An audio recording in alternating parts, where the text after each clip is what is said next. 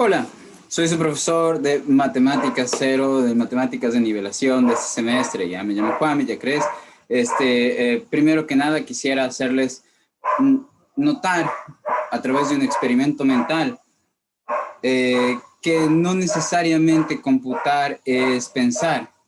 ¿Por qué? Porque, digamos, las matemáticas nosotros las usamos, no es que vamos a comprar el pan y nos acordamos del trinomio cuadrado perfecto, no es que me despierto de mañana pensando en alguna especie de ilusión o enamoramiento con respecto a algo o a alguien o algún deseo intenso que involucre algún caso de factoreo, ¿sí? A lo mucho, digamos, en el día a día, lo que sabemos hacer o en qué parte usamos las matemáticas es, digamos, sacando el vuelto en la tienda y alguna cuestión así. Esa es como nuestra visión en general de qué es lo que estaríamos haciendo con las matemáticas y tal vez en este punto ustedes lo que tengan es como la intuición de que en algún momento la van a usar como una herramienta poderosa ya. Esta intuición, digamos, sí está filtrada, que es como nuestra visión de las matemáticas como una herramienta poderosa, sí en efecto está filtrada en varios aspectos de la sociedad y de la producción humana. Mucho de lo que, digamos, se ha logrado en cuestión de predicción, ¿sí? Y entendimiento del mundo natural, sí, pues se lo debemos al uso de herramientas como las matemáticas. Pero, digamos, fundamentalmente las matemáticas para los ingenieros van a ser una herramienta ineludible, más que nada porque nos enseñan, nos brinda una forma de pensar, ya nos ingresa en el mundo de lo abstracto y es de lo que les quiero hablar un poquito ahorita, ¿ya? Entonces, primero que nada, acerca del entendimiento, luego acerca de lo abstracto y ya nos empezaríamos a introducir más en la materia específica de lo que queremos hablar, ¿ya? Entonces, digamos, imagínense que están ustedes encerrados en un cuarto y fuera del cuarto alguien les va a pasar por debajo de la puerta una hoja, pero esta hoja lo que va a tener es símbolos chinos, ¿sí? Entonces, digamos que su hoja, así, que les pasan debajo de la puerta, tiene, pucha, no sé, este símbolo chino, luego este otro, luego, no sé, así ya. Y nosotros que no sabemos chino, asumamos que no, digamos, tal vez hay alguien por ahí que sí, pero, y dirá, chuta, son ni fregando, son símbolos chinos, pero ya, supongamos que sí, ya. Y supongamos que esto de aquí tiene una pregunta importantísima para el mundo, ya, como que tipo, ¿cuál es la cura para el COVID, ya? O eso ya alguna cuestión así como que, ¿será que hay materia oscura? Ya cuestiones, o que el espacio-tiempo está ahí desde siempre o emerge constantemente, ya cuestiones que puedan ser como que trascendentales, por ejemplo, ¿ya? Entonces, digamos, les meten esta vaina debajo de la puerta, ¿sí? Y, y ya, este no es el uno, es símbolo chino, ¿ya? Ya, entonces la cosa es que ¿qué es lo que ustedes cuentan en el cuarto? Y entonces ustedes están en el cuarto, digamos, aquí está, voy a hacer esto con forma de casita, digamos, ya, y ustedes están aquí adentro. Y con lo único que cuentan acá adentro es con un librito, ¿ya? Ya, y este librito es un manual de interpretación. Entonces, digamos, alguien coge esto y les mete por debajo de la puerta, ¿ya? Ustedes lo toman y toman su manual de interpretación. ¿Qué tiene este manual de interpretación? Ya, su manual de interpretación, en este caso, va a ser algo de este estilo, ¿no? Como que, digamos, en el un lado abren el libro y en el un lado, digamos, estarían símbolos chinos, tipo, por ejemplo, este que dibujé aquí, y cuál es el símbolo que yo lo debería devolver en respuesta, porque lo que voy a hacer es, digamos, me pasan esta hoja y yo tengo que sacar otra hoja por debajo de la puerta y dársela, la va a recoger a alguien, ¿no? Ya, entonces, ¿qué es lo que yo voy a mandar de respuesta? Pues eso me dice este manual de interpretación, digamos, este manual. Sí, entonces, este manual me dice, mira, si es que la hoja de entrada tiene este símbolo, entonces tú devuelve, por ejemplo, ¿ya? Si la hoja de entrada tiene, no sé, este símbolo, entonces devuelve, por ejemplo, ¿ya? Si la hoja de entrada tiene este símbolo, entonces devuelve en la hoja de salida, por ejemplo, algo como esto, ¿ya? Entonces, ustedes, ya hay más, ¿no? O sea, digamos, para cada símbolo chino, entonces yo tendría ahí asociado un símbolo que yo debería escribir en la hoja de salida. Entonces, digamos que, claro, ya que tengo este y este, la hoja de salida, pues va a tener estos símbolos, ¿no? Entonces, la hoja de entrada, mm, y esta es la hoja que sale, ¿sí? Ya, entonces, la cuestión es que ustedes devolverían este símbolo de aquí, en vez de este devolverían este de acá, y en vez de este devolverían, digamos, este de aquí. Ya, entonces ustedes mandan esta hoja y resulta que lo que han estado mandando afuera es la solución al problema que les vino en la hoja de entrada. Sí, entonces como que ustedes aquí están dando esa solución. Entonces, fíjense, ustedes en este proceso en efecto están dando la solución, pero la pregunta es, la persona que está acá adentro, que en este caso serían ustedes, ¿entendió algo? Esta persona puede decir que entendió y no supo ni siquiera de qué se trata la vaina esta que le metieron en símbolos, no saben qué significa esto que está sacando de resultado, no sabe chino ya, entonces, pero sin embargo resolvió el problema, ya, entonces, ¿qué es lo que pasa? Esto lo plantea, digamos, un filósofo llamado John Searle, que propone que pensar no es computar. ¿Qué es computar? Pues computar es simplemente tomar información, procesarla y dar información de salida, ¿ya? Entonces, digamos que cuando ustedes se aprenden la tabla del 3, dicen 3 por 2 es 6. Entonces, lo que dicen es, bueno, los datos de entrada es el 3, el 2 y la operación que dicen que haga es multiplicar y lo que ustedes devuelven de salida es el número 6. ¿Cuándo nos daban de reglazos o chancletazos para que nos aprendamos de esta tabla? ¿Qué es lo que pasaba? Nos estamos forzando hacer un proceso, digamos, automático como ya donde estamos dando la respuesta, pero digamos sin esa especie de asir, ya, de tener esa aproximación al entendimiento, de encontrar una experiencia ante la cual digamos, ya, o como que decimos, oye, es cierto, esto es lo que significa, ya. Entonces, digamos, esa noción de esa significación en ese sentido es como que muchas veces no las vamos a tener cuando hacemos estos procesos automáticos, ¿ya? Y a pesar de que haciendo estos procesos automáticos en efecto lleguemos a dar una respuesta adecuada. Ya, entonces, digamos, en mucho, bueno, ¿por qué plantea John Searle? Porque el man dice, bueno, cada vez con esto de la inteligencia artificial, ¿no es cierto? Que las computadoras, el deep learning, el machine learning están creciendo y con el crecimiento y el auge de, digamos, las investigaciones acerca de los computadores cuánticos, lo que se prevé es que va a haber un punto en el que ya va a ser indistinguible si es que un software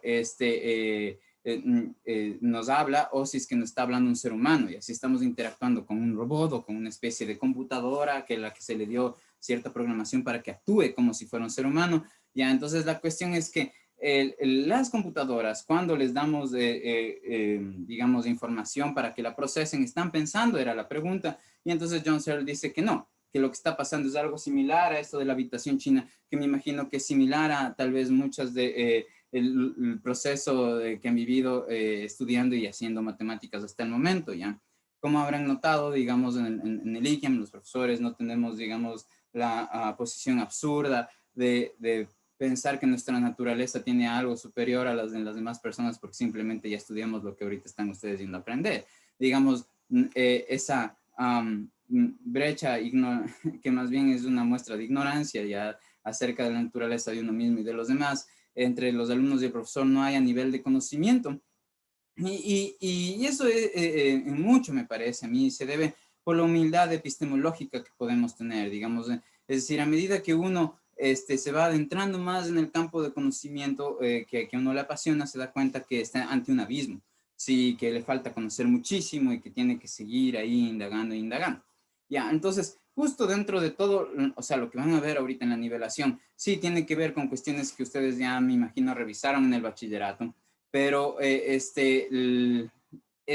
mi trabajo aquí va a ser tratar de que no solamente puedan hacer estas actividades, digamos, automáticas, es decir, como que revisen las matemáticas, obtengan las matemáticas como una especie de recetas que les ayuden a pasar de una expresión matemática a otra, sino que tengan una especie de entendimiento como el tipo de entendimiento que está ausente aquí en este ejemplo y que tal vez posiblemente estaba ausente en muchos de sus periodos de estudio académicos, pues eso es lo que me gustaría a mí rellenarle de un contenido o un significado, ¿ya?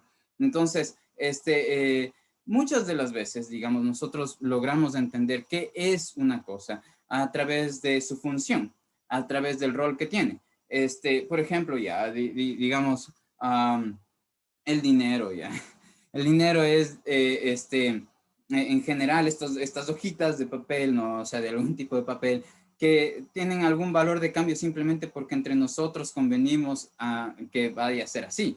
Yo llego con un papel a cualquiera, no sé, cojo del cuaderno y le digo a la señora, deme 2 cervezas en la de la tienda, y me va a quedar viendo horrible ya. Pero no pasa eso con estas, digamos, monedas que dice $1, ¿sí? ¿Entienden?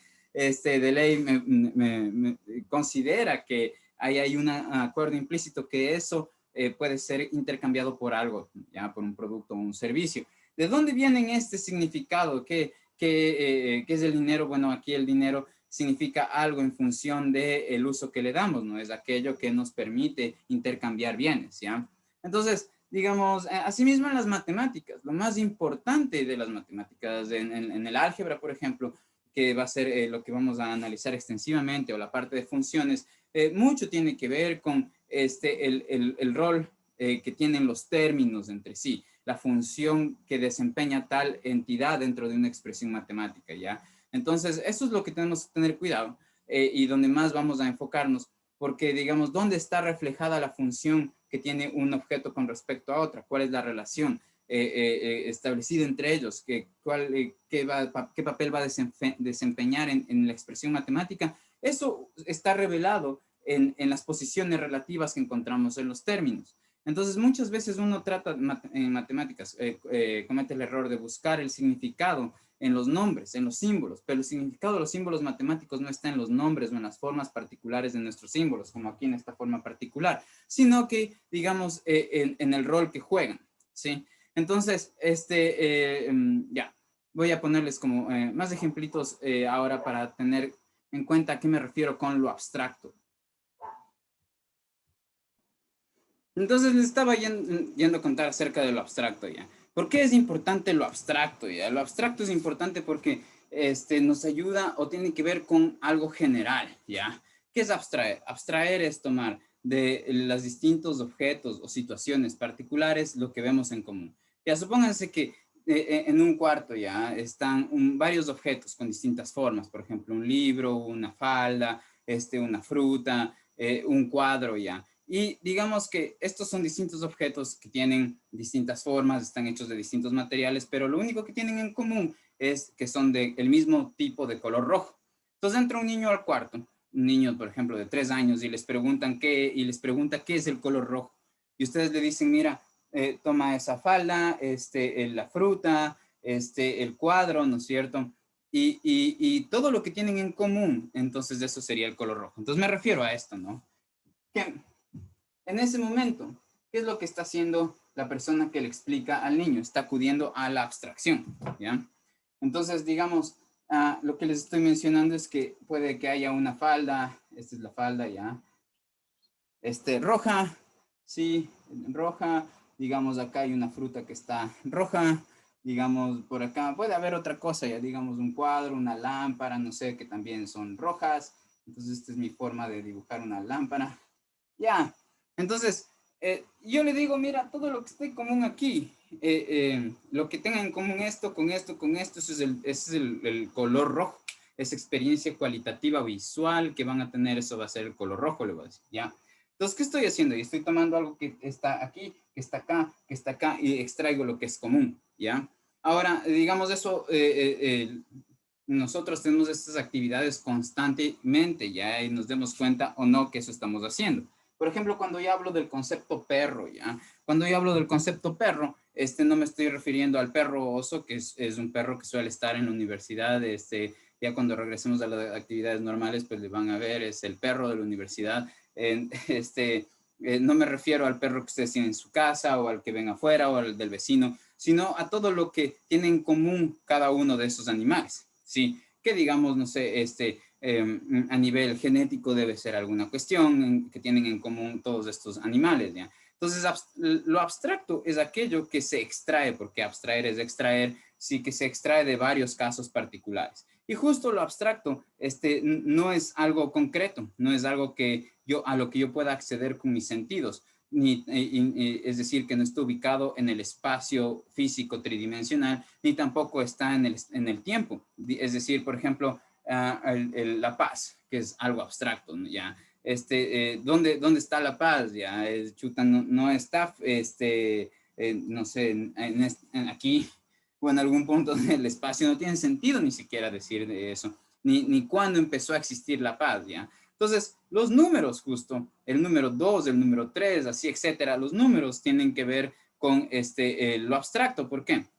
Digamos que aquello que parió el universo, ya, o las leyes del universo, puede ser el universo mismo, ya, puede ser el principio de conservación de la materia y de la energía, ya, o puede ser si ustedes, digamos, tienen alguna deidad o creen en alguna deidad, puede ser esa deidad o los dioses en los que crean, ya. Entonces, recuerden que en este contexto, digamos, o dentro de lo que yo voy a decir siempre que menciono estas cuestiones, Dios es distinto, o creer en Dios es distinto a tener una religión, ¿ya? Entonces, digamos, sea que ustedes crean o no que en alguna religión, puede ser que crean en un Dios, en algún agente, ya sea como un individuo o una ley o una cosa que pero de lo cual depende el resto del universo, que produjo el universo, ya algo que nos trascienda, pueden pensar, ya. Entonces, supónganse que piensan en que hay eso, y que lo que, digamos, está proviendo la realidad, si yo le digo la realidad, lo que está proviendo la realidad en este caso, supónganse que son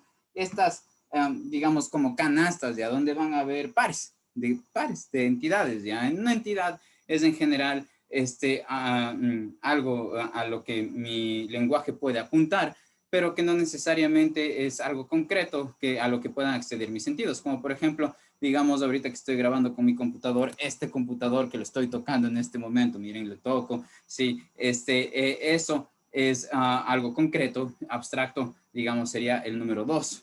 ¿Por qué el número 2 me atrevo a decir que es abstracto ya? Porque, digamos, el número 2 no es que aquí haya un par de cosas, por ejemplo, no sé, una flor, y un perro en esta canasta, ¿ya? Digamos, el número 2 tampoco es cuando yo encuentro, o sea, yo no puedo decir que aquí el 2 al que nos referimos matemáticamente es únicamente este par, ¿ya? Sino que, por ejemplo, por acá, digamos, está una persona y un televisor, así, ¿ya? Entonces yo armo el conjunto de todos los pares, ¿ya? Digamos, no yo, pero digamos que de alguna forma un día nos despertamos y están agrupados así por pares, ¿ya? Todo, ¿ya? Entonces por acá nos está un libro, y por acá la universidad, ¿ya? No sé, ¿ya? Entonces, la cuestión es que yo me preguntan qué es el número 2. Yo diría, mira, todo lo que tienen en común estas cosas, eso es el número 2, ¿ya? Entonces, otra vez, ¿qué tengo que hacer? Extraer de lo particular lo que tienen en común, y eso es la entidad abstracta 2, ¿ya? Ahora, ¿por qué nos interesan las entidades abstractas? Miren, acerca de las entidades, digamos, del mundo concreto, aquellas a las que yo puedo acceder por constatación de mis sentidos, es decir, que aquellas que yo puedo saber si están ahí o no, si es que las veo, las escucho, las huelo, las toco, ya, si es que de alguna manera, directa o indirecta, mis sentidos tienen una presencia, digamos, una evidencia de su presencia en el mundo, ya. Entonces, este tipo de cuestiones no son abstractas. Sin embargo, este tipo de cuestiones son acerca de las que habla, digamos, nuestras ingenierías que nos competen en el mundo diario ya. Mientras que las cuestiones abstractas, en cambio, no están relacionadas a aquello que existe en el espacio y en el tiempo, es decir, que tiene una forma en el espacio, ocupa un lugar en el espacio o sucede en algún momento. ¿Cuándo existe el número 2 o desde cuándo?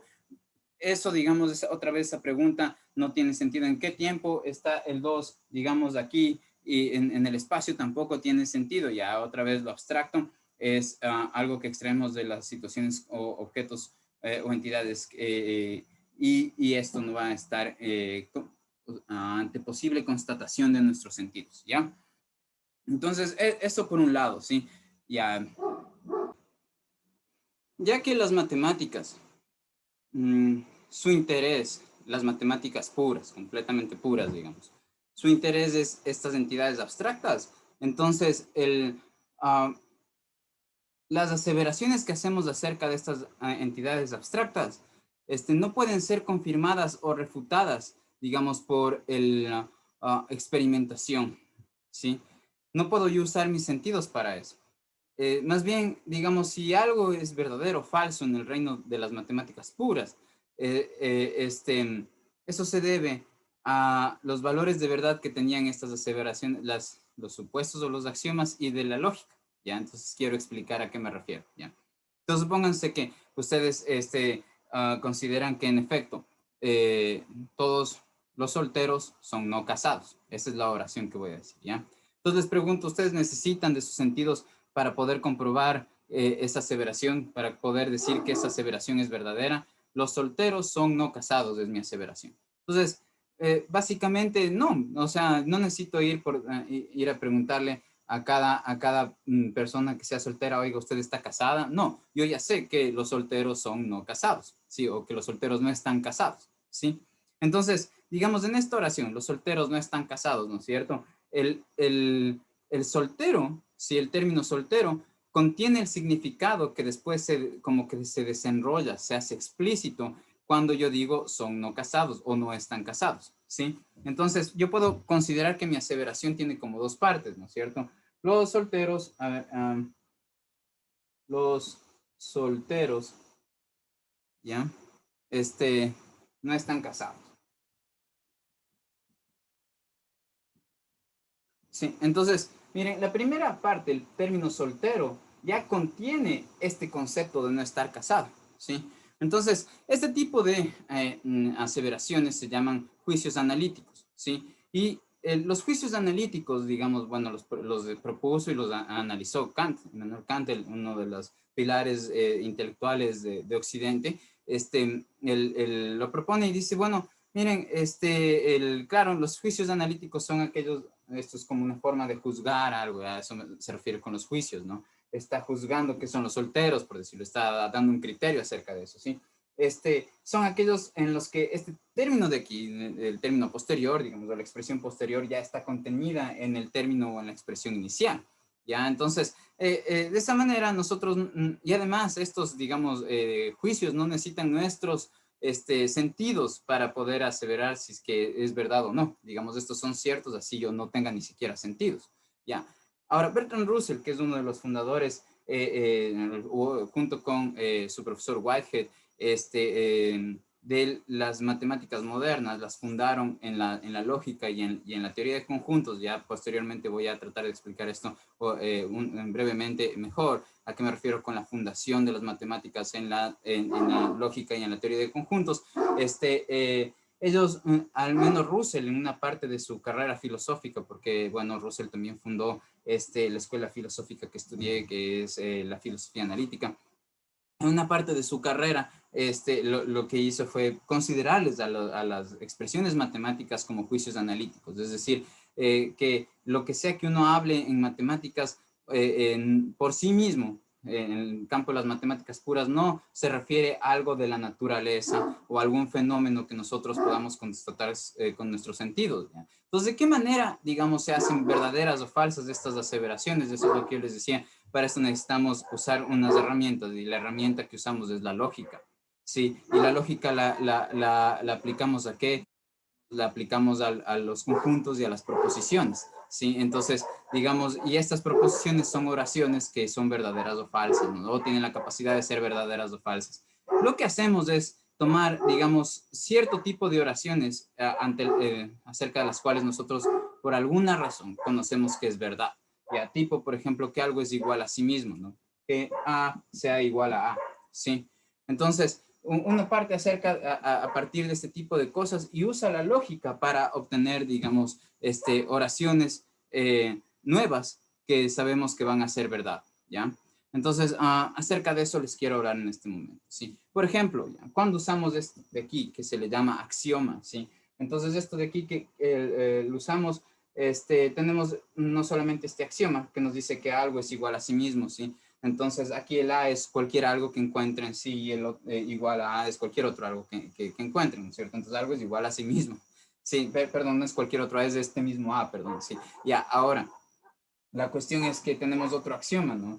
Y digamos, esto significa, este otro axioma nos dice que, miren, si ustedes parten de esta oración matemática, A es A, ¿sí? Esto es una oración matemática, ¿sí? Si ustedes parten de esta oración matemática que, digamos, sabemos que es verdad, ¿ya? ¿Cómo rayos sabemos que esto es verdad? Bueno, las cuestiones son obvias, son las más difíciles de explicar, ¿ya? Entonces, en este momento bastaría con decir que, bueno, o sea, tenemos tan encarnado eso en nuestra cognición, en nuestra forma de entender y conocer, que, digamos, está difícil cuestionar esto, ¿ya? A menos de que ustedes sean partidarios de un tipo de lógica que se llama lógica paraconsistente, donde una cosa es igual a sí misma y además esa cosa no es igual a sí misma. Pero no voy a entrar en esos temas porque tiene que ver con una parte de la lógica ya moderna y que no nos compete en este curso de matemáticas, ¿ya? Entonces, pero digamos, lo que sí conocemos es que si es que lo de la izquierda va a mantenerse igual a lo de la derecha, cuando yo parto de esto y le quiero hacer una operación, entonces la misma afectación que se le va a hacer en el lado izquierdo se debería hacer en el lado derecho. Entonces, tipo, por ejemplo, ¿qué tal si es que yo quiero, digamos que esto es ahora un número, ¿sí? Entonces, a este número yo le quiero afectar sumándole algo. Entonces, al número A le voy a sumar B, ¿sí? En el lado izquierdo. Recuerden, estoy como partiendo de esto, entonces estoy teniéndole como que en mi mente, ¿no es cierto? Luego pongo el igual, copio la que está aquí, y lo que yo digo es que si es que yo parto de esto y afirmo esto, no está bien. Digamos, si esto es verdadero, esto de aquí no es verdadero. ¿Por qué? Porque la derecha tiene A y en la izquierda tengo A más B. Entonces a menos de que el B sea 0, digamos, supónganse que el A es 8, entonces yo tengo que 8 es igual a 8, eso es cierto ya. ¿Qué tal si es que al 8 le quiero sumar 3? Entonces yo voy a tener en el lado izquierdo 11, supónganse que el B en ese caso que estoy diciendo ahorita es 3, entonces en el lado izquierdo voy a tener 11, mientras que en el lado derecho voy a tener 8, pero 11 no es igual a 8, entonces esta oración sería falsa. Entonces, ¿cómo yo a partir de esta expresión matemática obtengo, digamos, otra tal que esté modificado el lado izquierdo y además sea verdadera? Pues solo si es que esta misma modificación que estoy haciendo en el lado izquierdo, pues lo voy a hacer en el lado derecho. Ya, entonces, si en la izquierda sumé B, en la derecha también tendría que sumar B. Ya que, digamos, por los años que han recibido matemáticas, pues saben que si ustedes suman 3 más 2 es lo mismo que sumar 2 más 3, entonces notarán que no importa el orden en el que pongo en este caso, A, B y A, y aquí en este lado derecho puse A más B, ya. Entonces, sí, miren, esto se va a cumplir para todos los números. ¿Sí? Si yo tengo un número, miren, A más B o B más A, y en el lado izquierdo, en el lado derecho también tengo B más A. Otra vez en el lado izquierdo de la igualdad tengo lo mismo que en el lado derecho de la igualdad, y eso es lo que yo ya había afirmado antes, que algo es igual a sí mismo, ¿sí? Ya, entonces voy a partir de estas dos, digamos, verdades, ¿sí? Para poder despejar, ¿sí? Entonces, por ejemplo, ustedes tienen esta expresión matemática, ¿no es cierto? X más 5 igual a 3. Bueno, ya, así. Entonces, ¿qué es lo que nos dicen cuando nosotros vamos a despejar? Ya? Lo que nos dicen es que dejémosle a la X solita en una parte de la ecuación. Sí, entonces, ¿cómo hacemos eso? Pues lo que nos dicen es pasa al otro lado todo lo que no sea X, al otro lado de la ecuación. Entonces, en este caso, miren, el más 5 debe pasar al otro lado y va a pasar, digamos, con la operación contraria. Si aquí está sumando, entonces va a pasar al otro lado restando. Entonces, y eso nos dirían que es despejar de manera que vamos a tener a partir de esto, llegaríamos a tener X igual a menos 2. ¿Por qué? Porque tendría 3 menos 5, eso es menos 2. ¿Sí o qué? Ya. Pero lo que en realidad está pasando, digamos, ese truco de pasar al otro lado con la operación opuesta o contraria, simplemente es una forma de acordarnos cómo hacer un proceso, pero que en el fondo lo que está siguiendo es recurrir a estas como verdades en el reino de lo abstracto, estas verdades que no necesitan de mis sentidos para comprobar que son verdad, ¿ya? Entonces, y estas verdades, digamos, son a las que yo les llamaría axiomas. Sí, bueno, son axiomas, de hecho. Ya, entonces, digamos, ¿qué es lo que voy a hacer ahorita? Entonces, digamos, miren, en este caso yo puedo considerar que todo lo que está a la izquierda y que todo lo que está a la derecha, esto es A, y que esto de aquí también es A. Es decir, yo puedo considerar que el lado izquierdo es A y que el lado derecho también está A. Entonces, recuerden, ¿qué es lo que yo dije acá? Que si es que lo que yo quiero hacer es modificar el lado izquierdo, eso es lo que voy a hacer ahorita. ¿Ya? Pero para que, digamos, lo de la izquierda siga siendo lo mismo que lo de la derecha, la modificación que hice en el lado izquierdo de la igualdad tiene que ser la misma modificación que yo vaya a hacer en el lado derecho de la igualdad. Entonces, supónganse que a mí se me ocurre, digamos, restar el número 5 en el lado izquierdo. ¿Ya? ¿Por qué se me ocurre eso? Porque el rato que me dicen despeje X, lo que me están pidiendo es que deje a la X solita en un lado de la igualdad. ¿Cómo podría hacer eso? Pues matemáticamente hablándolo, eso podría ser si es que yo resto 5 en el lado izquierdo, ¿sí? Entonces, ahora lo que voy a hacer es restar 5 en el lado izquierdo, ¿sí? Y, digamos, la expresión de arriba me quedaría así. Pero ojo que esto sería, estaría incompleto, estaría mal. ¿Por qué? Porque miren, si otra vez, si yo parto de una igualdad, ¿cierta? Sí. O, bueno, si yo parto de una igualdad, si es que yo voy a hacer una modificación en el lado izquierdo, tengo que hacer la misma modificación en el lado derecho para que la información que tiene esta se conserve aquí, ¿sí? Entonces, esa modificación también la voy a hacer en el lado izquierdo. ¿Dónde me dice dónde está esa regla? Esa regla está como encriptada cuando yo pongo esto y esto, ¿sí? Ya, entonces, digamos, voy a seguir esa regla. Si es que yo quiero conservar la información que está aquí cuando yo escribo esto, entonces voy a quitarle 5. Si voy a quitar 5 en el lado izquierdo, entonces también tengo que quitar 5 en el lado derecho. Entonces, como ustedes se fijan, 5 menos 5, esto me da 0. Entonces, yo podría decir que x más 0, es decir, x simplemente es igual a 3 menos 5, que en este caso es el menos 2. Entonces, en pocas, el acto de despejar es simplemente obedecer, digamos, estos axiomas, ¿sí? Ya, estos axiomas nos permiten, digamos, encontrar nuevas oraciones que sabemos que van a ser verdaderas, ¿sí? Ya, ahora, con respecto a las oraciones, digamos, que son verdaderas o no ya en las matemáticas. Miren, esta oración de aquí, ¿sí? X más 5 es igual a 3, no es de por sí, digamos, algo verdadero o falso, ¿sí? ¿Por qué? Porque en el caso que 5, que es una variable, es decir, que es una entidad matemática que puede ser, puede transformarse en distintos números, por decirlo así, si el x fuera 0, por ejemplo, entonces yo tomara 0 más 5, eso me da 5 y 5 sería igual a 3. Entonces, digamos, esta expresión matemática no es cierto para todos los valores que puede tomar x. Entonces, cuando despejamos, lo que hacemos es ver para qué valores de x esta expresión matemática es cierta. Fíjense que para cuando el valor de x es igual a menos 2, ¿sí? Entonces, esta expresión matemática se convierte en cierta. Entonces, ¿qué es lo que estamos haciendo cuando despejamos? Cuando nosotros despejamos, lo que hallamos son los valores para los cuales esta expresión matemática se hace verdadera. Para ningún otro valor, digamos, de esta expresión matemática se hace verdadera, sino solamente se hace verdadera para el valor de x es igual a menos 2. Entonces, ¿qué es lo que estamos haciendo cuando pasamos de esta expresión matemática a esta expresión matemática? Lo que hacemos es considerar como si esta fuera verdadera, ¿sí? Y irla transformando, mostrando distintas caras de esta misma expresión, hasta llegar, digamos, a otra expresión que si es que usamos la lógica, sabemos que también va a ser verdadera. Entonces, si es que esto fuera cierto, la única forma de que esto tiene de ser cierto es que si es que esto de aquí también es cierto. Eso es lo que estoy tratando de decir, ¿sí? Entonces, ¿qué es lo que yo hice? Pasar de algo que yo considero, bueno, si esto va a ser cierto, a otra expresión matemática que yo sé que también tiene que ser cierta, si es que la primera va a ser cierta, ¿sí?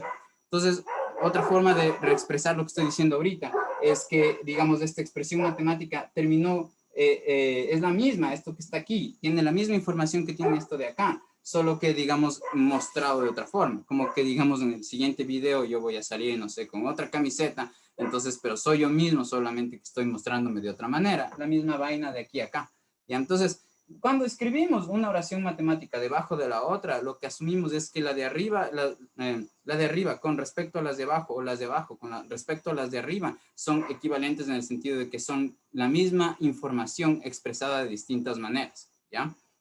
Entonces, aquí, que x más 5 sea igual a 3, esto solamente va a ser verdad cuando el x es igual a menos 2. Eso es lo que quiere decir todo lo que está expresado aquí y acá, ¿ya? Ahora, ¿por qué rayos nos sirven esto? ¿Ya? Otra vez, miren, cuando yo estoy hablando de A, B, A y toda la vaina que hice aquí, nunca nombré ningún objeto del mundo, si todo esto, digamos, está pasando en el reino de lo abstracto. Entonces, ¿qué es lo que hace la ingeniería? ¿Ya? ¿Qué es lo que la ingeniería lo que hace es ligar a cada una de estas letras X, Y, las liga a propiedades cuantificables del mundo. Y es esa ligazón, digamos, es ese enlace que se hace el que nos permite usar este lenguaje que es del reino de lo abstracto, del reino de lo que, cuyo referente de este lenguaje no está en el mundo natural, cuando hacemos, como los ingenieros, ¿no es cierto? Lo que hacen es descender ese lenguaje para enlazarlo con el mundo natural, ¿sí? Y al enlazarlo con el mundo natural, lo que hemos obtenido es un poder de predicción increíble, y de explicación también. Con predicción quiero decir, y por eso nos sirve lo abstracto, es que nosotros tenemos como una especie de patrón o leyes generales que pueden ser expresadas a través de este lenguaje, y al usar este lenguaje nosotros podemos saber cómo va a desembocar esa ley general para en un caso particular. Por ejemplo, yo ahorita confío en que el mañana que voy a grabar el siguiente video no hayan cambiado las leyes de la física, de manera que, por ejemplo, yo pueda seguir usando este dispositivo electrónico para hablar, que el lenguaje va a seguir existiendo, que la capacidad de comunicarse va a seguir existiendo, que mi sistema cognitivo va a seguir funcionando, y que, digamos, no voy a ser yo el único elemento en el mundo, sino que también van a haber otros, tales como ustedes, para poder seguir viendo los videos que yo grabo. Entonces, ¿qué quiere decir? Que yo estoy asumiendo que aquí van a pasar ciertas cosas. Y en función de esto que va a pasar, yo puedo predecir y programar qué es lo que voy a hacer en el tiempo o mañana, ¿no es cierto?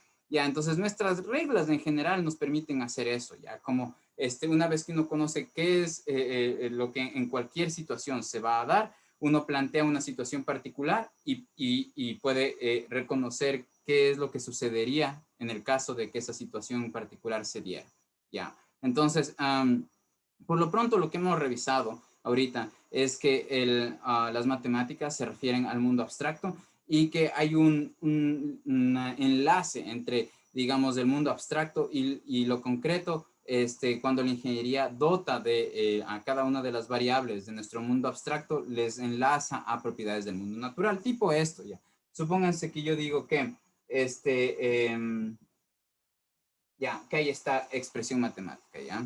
Entonces, esta expresión matemática, ¿a qué rayos se está refiriendo? Pues por lo pronto no se está refiriendo a nada, ¿ya? Entonces, pero ya cuando le vamos a usar en el día a día, yo podría decir, por ejemplo, que Y es un medidor de el grado de aburrimiento que tienen ustedes ahorita, por ejemplo, ¿ya? Y que X es el número de veces que repito algo, ¿ya? Entonces, supónganse que redundo y redundo y redundo en un concepto, ¿ya? Entonces, ¿qué es lo que me está diciendo esto? Supónganse que, digamos, yo he repetido 2 veces a un concepto. Entonces, el X, yo diría ya, el Y es una propiedad. Entonces, en este caso, la propiedad es el nivel de aburrimiento. Nivel de aburrimiento.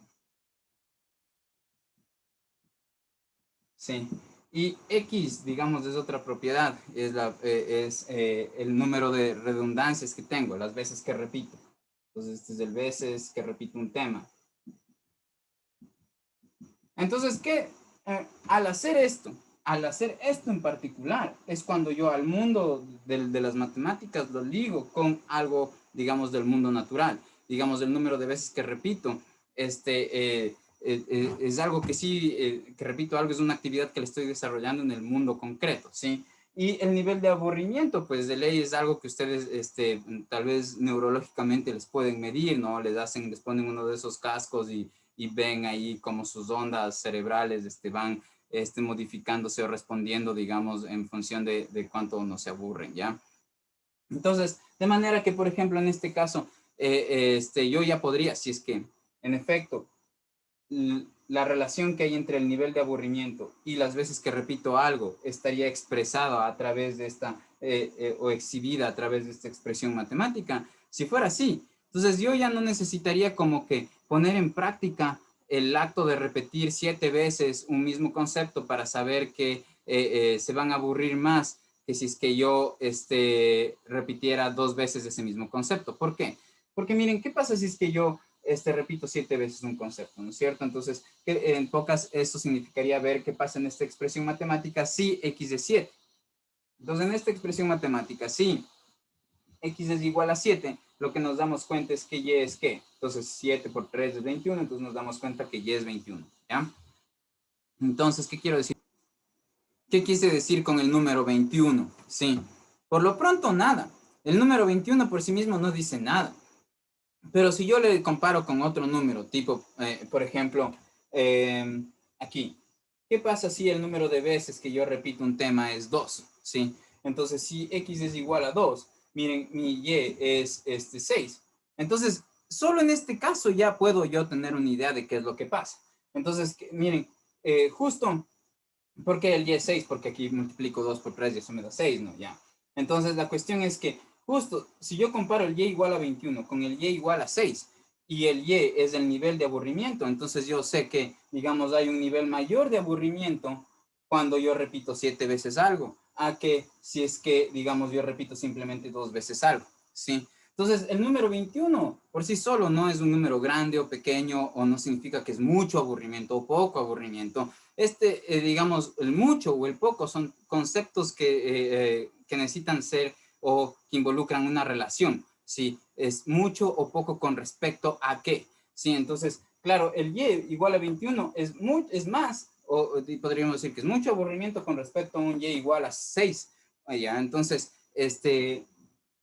cuando nosotros hacemos un proceso, miren aquí, nosotros, digamos, mucho del curso de matemáticas se va a basar en cómo nosotros vamos a manejar estas expresiones del mundo abstracto, pero también otra parte, el curso tiene que basarse y se va a basar en cómo nosotros conectamos las propiedades de los fenómenos y del mundo natural con estas expresiones para poder hacer, ¿qué? Predicciones. Fíjense de qué manera he hecho yo aquí una predicción usando esta regla.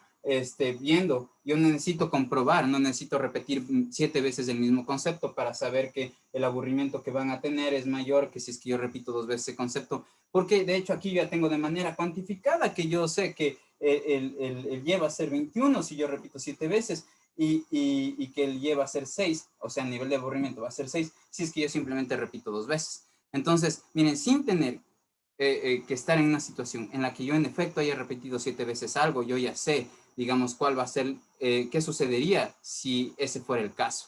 Entonces, digamos, estas reglas nos permiten indagar qué es lo que sucedería, qué es lo que pasaría. Cuando digo sucedería, pasaría, me estoy refiriendo a cosas que no son lo que actualmente está sucediendo. Entonces, ¿qué es lo que estoy haciendo? En pocas estoy prediciendo. Ya, entonces, pero para poder nosotros predecir, primero tenemos que manejar este reino de que está acá, el reino de lo abstracto. Ahora, con respecto a otro de los, digamos, temas preliminares que son bien importantes, voy a usar esta misma expresión que está aquí. Ya, y digamos, ahorita no le vamos a ligar o vincular con el mundo natural. Por cierto, ¿a qué me refiero yo cuando hablo de propiedades, ya?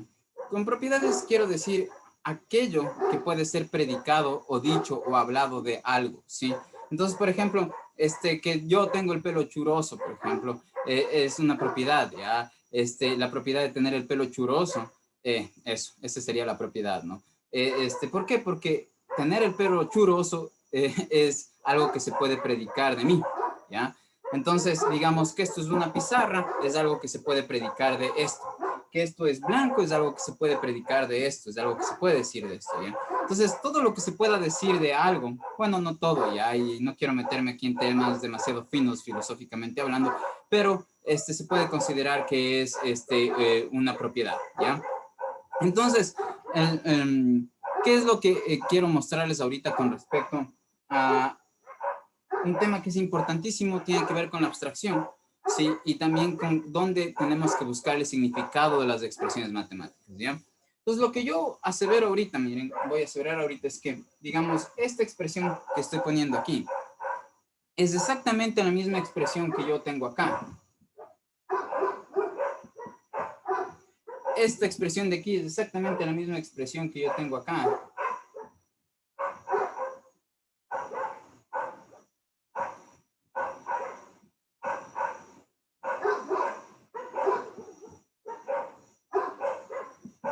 Ya.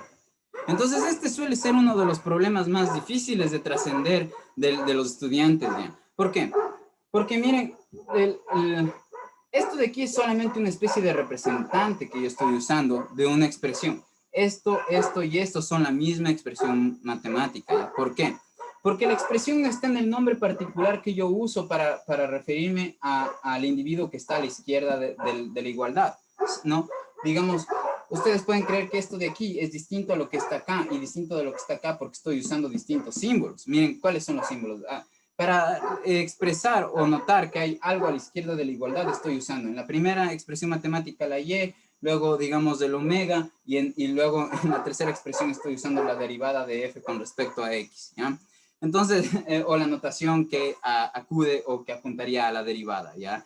Entonces, digamos, ahí dirían, bueno, esto no tiene sentido que digas que esto de aquí, esto de aquí y esto de aquí son las mismas expresiones matemáticas, pero sí. ¿Por qué? Porque la entidad matemática no es concretamente como se me está mostrando aquí a través de símbolos o a través de símbolos o a través de símbolos. Yo no tengo, o yo no diría que esto de aquí es lo mismo que lo de acá, o distinto, perdón, que esto de aquí es distinto a lo de acá, porque los símbolos que estoy usando son distintos. Los símbolos de esta mancha que tiene forma de y esta mancha que tiene forma de omega, ¿ya? Es la letra griega omega. Entonces, digamos, no tiene que ver si es que esto es diferente nombre o diferente nombre. ¿Por qué? Porque ambos apuntan a lo mismo. ¿Cuál es el objeto que en efecto está aquí? El objeto que en efecto está aquí es el siguiente. Todo lo que encuentren en común en estas tres expresiones matemáticas. ¿Sí? Entonces, ¿qué es lo que encuentran en común en estas tres expresiones matemáticas? ¿Ya? Que tienen una letra, y esta letra en general tiene la capacidad de albergar valores, ¿sí? Entonces, o de convertirse en valores concretos, ¿sí? Entonces, digamos, tienen un símbolo en el lado izquierdo de la ecuación. Luego tienen el símbolo de igual, luego tienen el número 3 multiplicado por otro símbolo, y luego tienen sumado el 2. Este es el objeto que realmente está al que quiere apuntar esta expresión y esta expresión. Un objeto, el objeto matemático es este, ¿sí? Aquel que tienen en común esta y esta, ¿sí? Entonces, el objeto matemático en este caso es uno que va a tener aquí un repositorio, un símbolo al que yo le llamo variable, ¿ya? Entonces, en el lado izquierdo voy a tener una cosa a la que yo le llamo la variable, ¿sí? Entonces va a ser variable. Ya voy a hablar con más propiedad de esto, variable, ¿sí? Entonces le voy a llamar variable 1 porque al otro lado tengo otra variable, si se dan cuenta, por eso uso distintas letras. El hecho de que use una letra aquí y otra acá significa que la variable que tengo aquí no es la misma variable que la que tengo acá, ¿no es cierto? Y entonces, digamos, esta expresión matemática se puede reducir a que tenemos una variable en el lado izquierdo igual a 3 veces otra variable en el lado derecho más 2. Ya, ¿qué tienen de especial estas variables? Estas variables tienen de especial que justo son como posiciones, son como receptores, son como una especie de cuestión mágica que se puede concretar en distintos valores numéricos concretos. Este de aquí, digamos, es un receptáculo, es como una cajita que guarda valores. Entonces, digamos, esta variable no necesariamente es el número 2, no necesariamente es el número 3, digamos, es algo que puede tomar distintos valores. Pero el rato que yo le pongo solo en el lado izquierdo, lo que yo estoy tratando de decir, digamos, cuando escribimos algo de este estilo, es que al lado izquierdo de la igualdad y en el otro lado, digamos, tengo operaciones. Ya que esto está solito en un lado de la igualdad, lo que yo quiero decir es que los números que voy a obtener aquí van a depender de los números que vaya obteniendo o en los que se vaya concretando la variable de acá. Entonces, esta es la variable 2, ¿sí?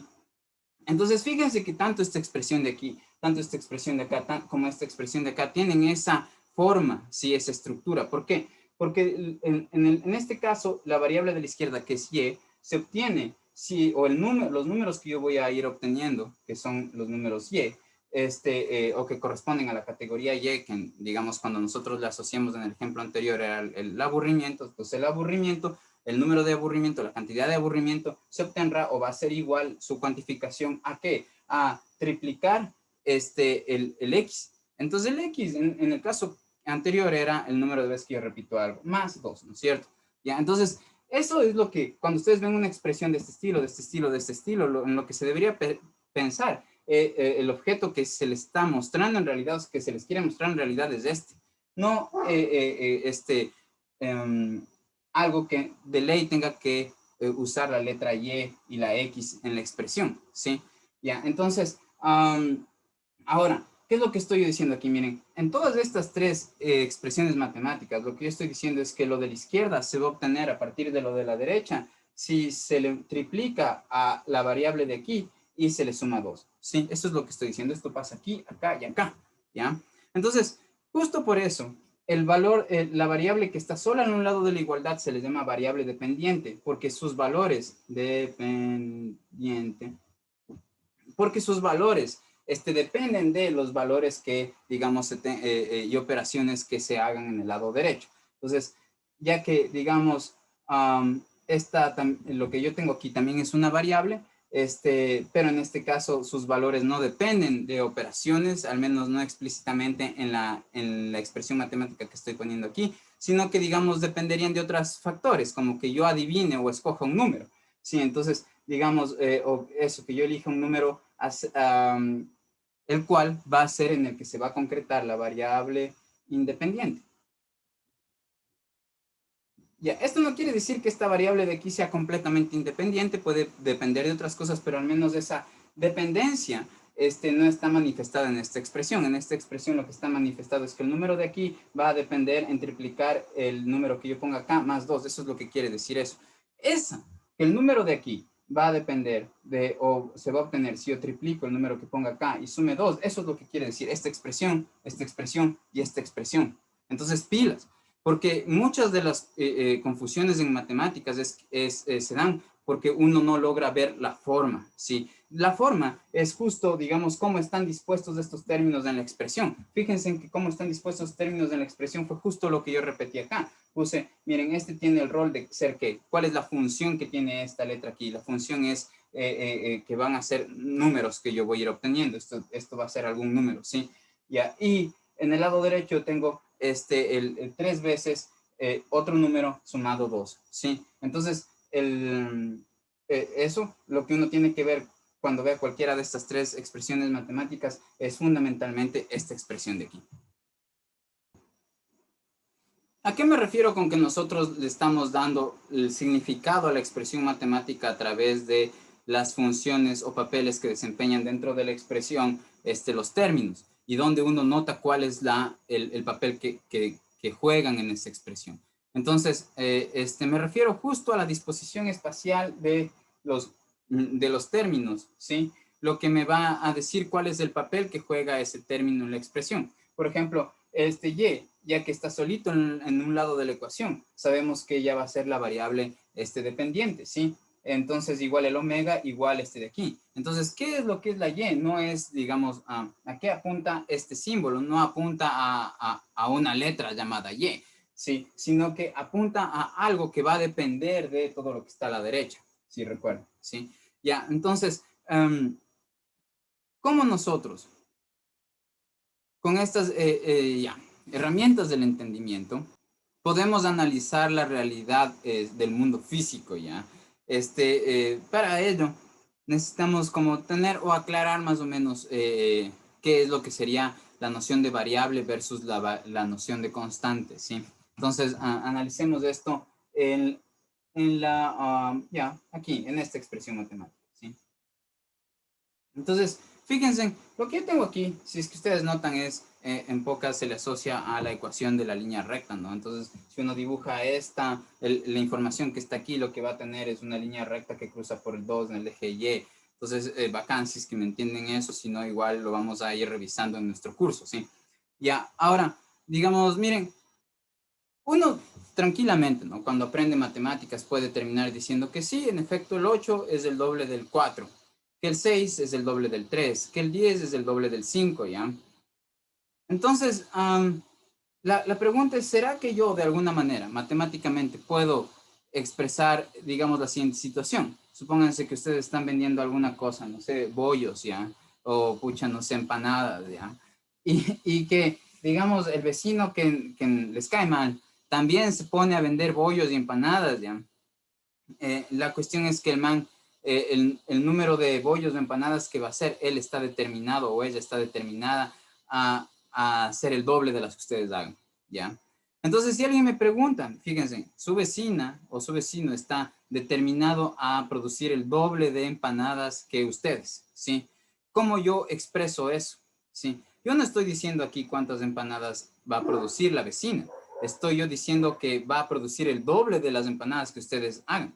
De manera que si ustedes producen 2 empanadas, el vecino va a hacer 4. Si ustedes producen 10 empanadas, la vecina va a hacer 20, ¿sí? Entonces, ¿cómo yo expreso eso? Porque yo no estoy diciendo aquí, digamos, que la vecina va a producir 14, lo cual implicaría que ustedes producieron 7. No, lo que yo estoy diciendo es que el vecino siempre va a producir el doble de lo que ustedes producen en este ejemplo, ¿no es cierto? Ya, entonces, ¿qué es lo que vamos a hacer? Entonces, ¿cómo expresaríamos eso? Lo que produce el vecino está en dependencia de lo que ustedes produzcan, ¿sí? Entonces, el número de empanadas que el vecino produzca va a ser igual al doble de las empanadas que ustedes produzcan, donde el Y cuantifica las empanadas que el vecino produce y el X cuantifica las empanadas que ustedes producen. ¿Cuál es ese número? Pues no es un número concreto. Supónganse que el lunes el número de empanadas que quieren hacer son 2, el martes son 27, el miércoles son 13 y así. Entonces, ¿cuál es el número de empanadas que producen? No es un valor constante. Hay veces, sí, fíjense, el número de empanadas que producen no es un valor constante, sino que a veces querrán producir un número tipo 1, otro día 10, otro día 13 y así. Entonces, fíjense aquí, la propiedad o la cantidad de empanadas que se producen, sí, no puede ser un número fijo, sino que, digamos, la cantidad de empanadas que se producen dependerá, a veces será más, a veces será menos. Entonces, justo por eso el álgebra nos permite, ¿qué es lo que estoy usando aquí? Caracterizar ese fenómeno, explicitarlo, ¿no? Que hay algo que tiene la capacidad de tener distintas cuantificaciones, a veces será 2, a veces será 1, a veces será 27, ¿no es cierto? Y esta regla que estoy diciendo, que el vecino producirá también algo, a veces más, a veces menos, en este caso son las empanadas, ¿no es cierto? Pero en dependencia, ¿qué? A las empanadas que ustedes produzcan. Entonces el vecino no necesita, o digamos alguien que establezca esta regla, no necesita saber cuántas empanadas en particular producen ustedes o el vecino, sino que la puede expresar de esta manera. Ya, en este caso, fíjense, se le llama variable a X y a Y, ¿por qué? Porque, digamos, lo que yo estoy tratando de poner aquí es que, o decir aquí es que aquí va a ir un número, pero ese número no es un número fijo, ya, no va a ser fijo con respecto a qué, no va a ser fijo mientras se queda quieto. En esta expresión de aquí, el único número que siempre va a estar en esta regla es el 2, porque su vecino está determinado que siempre va a ser el doble de las empanadas que ustedes hacen, ¿sí? Entonces, digamos, ese número de aquí en esta regla es el que se mantiene constante, el número 2, ¿sí? Mientras que, digamos, esta letra de aquí lo que expresa es que aquí van a ir, que el X o que lo que sea que ustedes vayan a poner aquí como operación, es algo que tiene la capacidad de tomar distintos valores. Si es que mientras esto se mantiene constante, lo de acá tiene la capacidad de tomar distintos valores, entonces a esto de aquí se le llama variable, ¿sí? Y fíjense que lo de aquí también tiene la capacidad de tomar distintos valores porque con respecto al 2 que se queda constante, este sí puede ir cambiando ya. Pero, digamos, por eso aquí tenemos dos tipos de variables. Entonces, lo que les decía, este de aquí va a ser la variable independiente, en contraste a esta de acá, que es la variable dependiente. ¿Por qué? Porque la de acá, digamos, lo que hace es, sus valores van a depender de los que yo ya le proponga a X. Si X es 5, entonces Y se convierte, el valor de empanadas que venderá el vecino depende de las que ustedes venden, ¿cierto? Ya. Entonces, digamos, a veces, digamos, este número que está aquí, no se conoce, pero se sabe que hay algún número constante, ¿ya? Entonces, digamos, a veces para hablar o notar las constantes se le pone, digamos, por ejemplo, la letra M, ¿no? Se escoge no las últimas letras del abecedario, porque las últimas letras del abecedario están destinadas para las variables, ¿sí? Entonces, digamos, uno tiene aquí esta M, ¿ya? Entonces, esta M es una constante, pero es una constante que uno no conoce. Ya en ese sentido es una constante. Cierto que M puede tomar algún valor, al igual que el X, que también puede tomar algunos valores. Pero una vez que el M ya toma un valor, ¿sí? Este se mantiene constante y los otros pueden seguir variando, ¿sí? Entonces, a pesar de que ustedes ven una expresión como esta, llena de letras, digamos, las letras no tienen el mismo rol. ¿qué es lo que nos dice cuál es el papel que desempeñan? Pues algo como lo que les estoy mencionando ahorita. Miren, yo sé que esto de aquí, ya que no es un número explícitamente hablando, sino una letra y está sola en un lado de la ecuación, entonces esta va a ser una variable dependiente.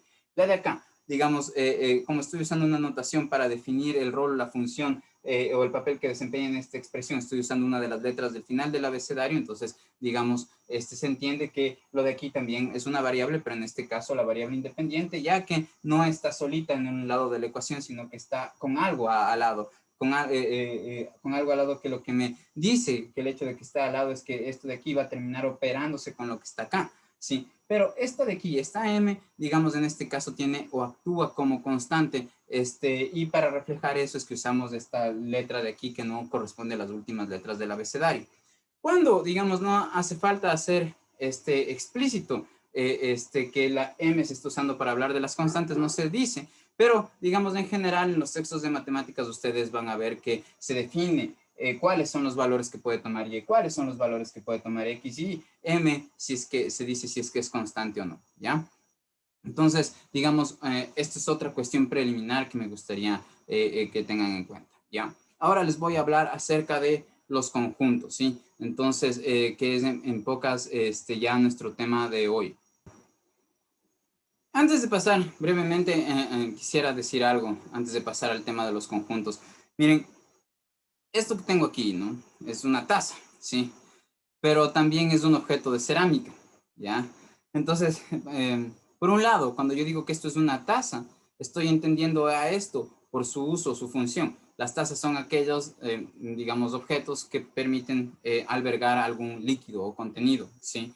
Ya, mientras que si yo digo que esto es un objeto de cerámica, lo cual es también cierto, estoy refiriéndome a su ser, a lo que esto es, pero en base a su constitución. Esto es el objeto que es debido a que está constituido de cerámica, ¿sí? Mientras que por el otro lado, cuando yo digo que esto es una taza, estoy hablando acerca de lo que esto es, pero en dependencia de cuál es su función, cómo funciona para mí.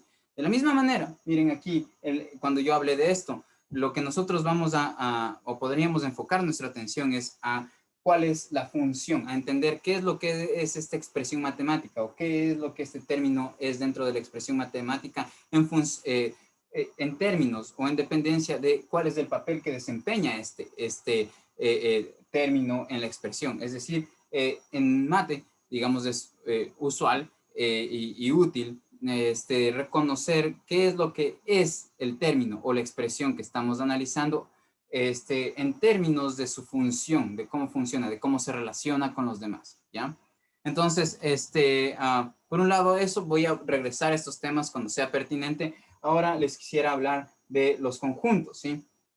Miren, imagínense que ustedes tienen una casa, pero antes de que sea casa, eso era un conjunto de ladrillos, ¿ya? Entonces, digamos que ustedes tienen aquí un ladrillo, luego tienen otros por acá regados, ¿ya? Entonces, digamos, están los ladrillos regados así en el piso, ¿no? Este es el piso y aquí están los ladrillos así, bla, bla, bla. Están varios de esos ladrillos, ¿sí? Entonces, yo les preguntaría, digamos, aquí están esos ladrillos en el tiempo, digamos, inicial 1 y en el tiempo 2, digamos, esos ladrillos,